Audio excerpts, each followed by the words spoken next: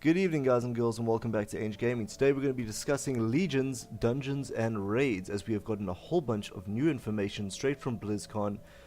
It's absolutely awesome. I can't just explain just how excited I am for these raids and these dungeons. They are looking really, really cool. But let's dive straight into it, shall we?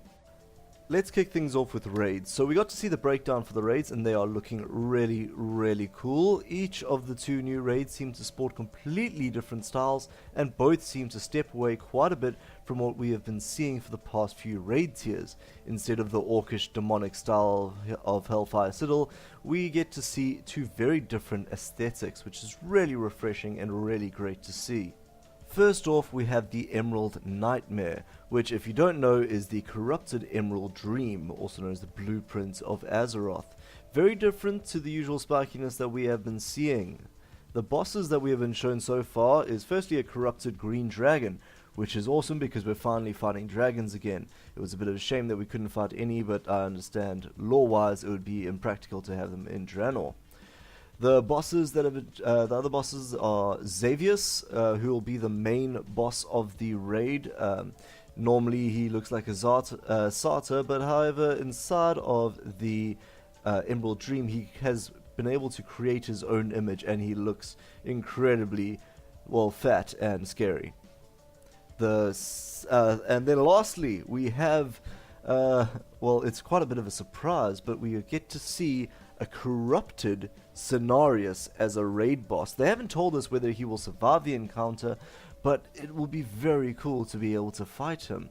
They said the reason for his corruption is that he is so in tune with the Emerald Dream that when it was corrupted, it basically fed off into him and made it easier for him to become corrupted. This is the first raid. It's going to be released about a month into Legion, and it is 7 bosses, just like Harmall. They seem to be sticking with that dynamic. And the second raid of Legion is Suramar City, the capital of the Nightborn, who were once Night Elves. This is a look at Elven society at its height before they went into a very druidistic culture, and the design seems to be very faithful to that, and they're working very hard to relay that idea within the groundwork of the raid. It will have a few Legion bosses, however they're trying to keep as well away from that as possible, given how much Legion influence we've seen in the latest tier. So it will consist mainly of Nightborn bosses with a few Legion bosses. Among the bosses are the Dreadlord Ambassador, who is there to ensure that Gul'dan does his job and the Nightborn stay faithful. We also have Grand Magistrix of the Nightborn, an elf with a power over time and one of the most powerful mages in existence. With the power over time thing, I'm expecting some really cool mechanics to come out of that, and obviously some really even better mechanics that should be showing up within the mythic version of this fight. And of course we already know from Gamescom that Gul'dan will be the final raid boss of Suramar City. This is a 10 boss raid, pretty much exactly the same dynamic to how they did Warlords of Draenor with Harmall as well as Blackrock Foundry. So far the raids are looking really cool, really awesome to be able to fight Cenarius. I'm kind of hoping he doesn't die. We get to see a lot of Nightborn influence and a lot of Nightborn architecture within the second raid, so far it's looking really cool, guys.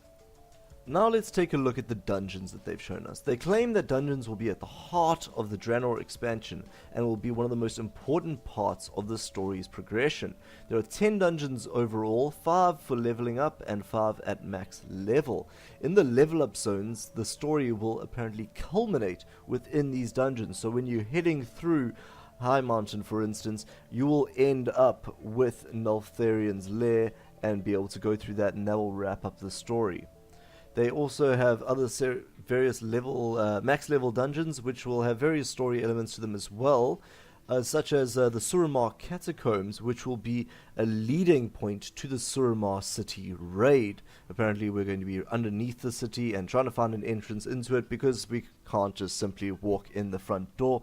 Very cool, very reminiscent of the Black Temple, when you had to sneak in down through the sewer and up through the entirety of the raid. So far it's looking really cool, guys.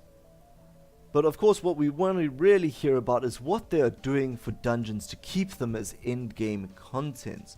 Well, from what they've said, they've decided to morph mythic dungeons with challenge mode dungeons into a single entity, which they think will be able to carry the dungeons throughout the entirety of the expansion. They'll make it so that you can choose how difficult the dungeon is to be able to get more substantial rewards. So the more of them you do, the harder the difficulty, the harder it will become, and the more rewards you'll be able to get out of it. You'll start these with the challenges keystone, which will most likely be obtained through world events. The keystone will be attuned to a specific dungeon, if I understand Ian correctly on what he's trying to say there, and it will be used. You'll use that to set the difficulty of that dungeon. The dungeons will still have a timer on it, however it will be a lot more lenient in terms of, it will be slightly more lenient than the silver in the current challenge mode. However, you won't only have a timer to deal with here. They want to focus way more on the gameplay of the actual dungeon and use that to make it challenging. Great idea. They will be doing this by adding modifiers to the dungeon, which will change the way in which it will need to be done. More modifiers will be added by the more challenges modes that you do. The more that you do, you'll be able to get more of those different modifiers to be inputted into a single dungeon. For instance, here we can see the ability that all the creatures in the dungeon will have. It's called Raging. Raging will enrage all enemies in the dungeon when they are at 30% health, and this increases their damage by 100%. This is awesome. I'm guessing that what you'll have to do there is use a lot of CC and get down these guys one at a time. Challenge modes seem to be getting a really great new overhaul with this, and definitely make them a lot more than just a simple speed run. Instead of them having to scale down your armor and everything to the base of the challenge mode dungeons, they'll be scaling the challenge mode of the dungeon itself. This is really, really cool. And here we have a few other of the different modifiers that they'll be putting in. Expect a lot more than this, guys. It's looking really cool. I'm especially fond of that corpse explosion right there. They are making this into something that could be done as, they could do this instead of raiding, if raiding isn't your thing. Genius. I absolutely love it. PvE that isn't raiding, that you can use as endgame. It is great to see that dungeon progressions are having a progression path laid out for the people to do. They also included so that you shouldn't hear challenge mode and think that it isn't for you. They're trying to say that if you do heroics, this is something that you should definitely be doing, and that is absolutely fantastic to hear. Thanks for watching this video, guys. Leave a comment below giving your own personal thoughts on the whole matter. Do you really like what they're doing with challenge mode dungeons? Do you have a problem with the way that they're setting out the raids? Is that not for you? Leave it in the comments below, and I'm really looking forward to reading all your opinions. Thanks again for watching, guys. I'll see you next time.